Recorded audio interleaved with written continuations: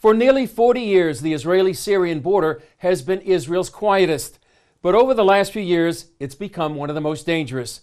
The Syrian civil war that began on March 15, 2011, has left nearly 500,000 dead, millions of refugees throughout the Middle East and Europe, and millions more Syrians as refugees in their own country. But in the midst of all this danger and chaos, Israel is working to change hearts and save lives. Inside Syria, a bloody civil war has raged for nearly 7 years. For the most part, Israel has stayed out of the war. But how could the Jewish state respond to this crisis and to the people on the other side? They decided to be a good neighbor. How far away is that fighting? Half a mile. Marco Moreno served in the Israeli military intelligence for 25 years. After the Syrian civil war began, the army assigned Moreno to come up with a response to the carnage. In the end, we took a very unique path. The path was to offer humanitarian aid to the Syrian side, meaning food, medicine, medical treatment, and help them in their tough hour. But asking nothing in return. Yeah. Asking nothing in return. It's kind of thinking outside the box, and it's not something that you can find usually as a set of mind in the Israeli army. This outside-the-box plan became the Good Neighbor Project. After several years, it's provided tons of food, fuel, and supplies to Syrians on the other side of the border. The military also brought thousands in need of medical treatment into Israel, despite the warlike relationship with the Syrian government.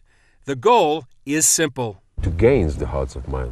Listen, Syrian, we are your neighbors, okay? We don't want to hurt you. We want only to love you and help you in order to live in peace as neighbors, good neighbors. And as you say, that it's a game changer? It is a game changer. What struck me as one of the most profound dimensions of the whole story was that these were man-to-man, eyeball-to-eyeball relational equity and trust. And that struck me, and I wanted to get involved in that.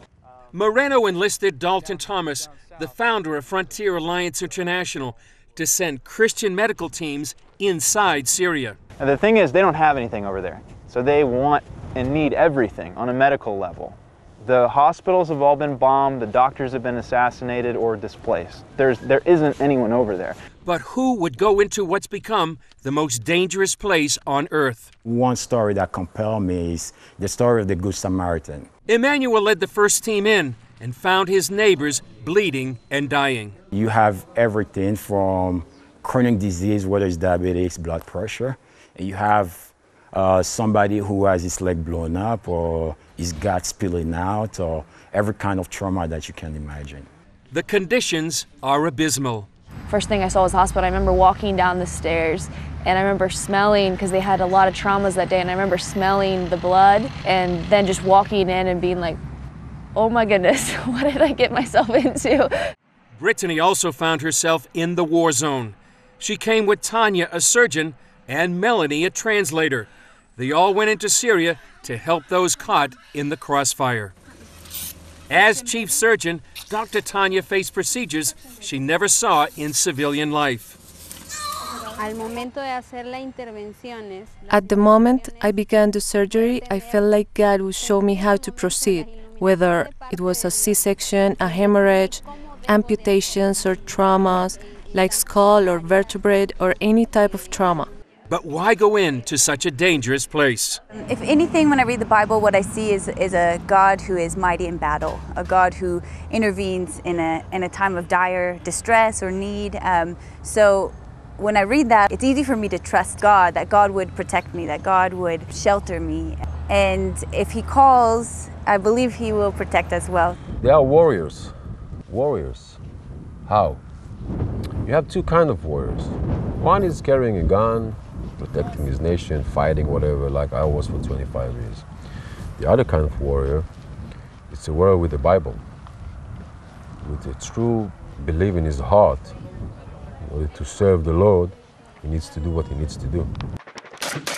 Syria, it's the dangerous place on earth. Everything can happen in Syria, everything. And they live in bad houses without hot water, bad food, they don't have any toilet, sleeping sometimes on the ground, but they are believers. They're doing it because they love Israel, because they love Jesus, and they want to help in the name of Jesus the Muslims. This is a very honorable thing. God put His love in me, and it was His love that compelled me to go to that place in spite of the risks. Away from the operating room, Dr. Tanya learned how to make bread Syrian style. While they came as neighbors, they left as family. Welcomed in almost immediately as a part of the family because there was no one else there. How quickly I fell in love with the people and the community. They were amazing people, and so the day that we left was probably one of the hardest days of my life, just with leaving these people that I had grown to love so much. The dynamic here is it's a threefold cord.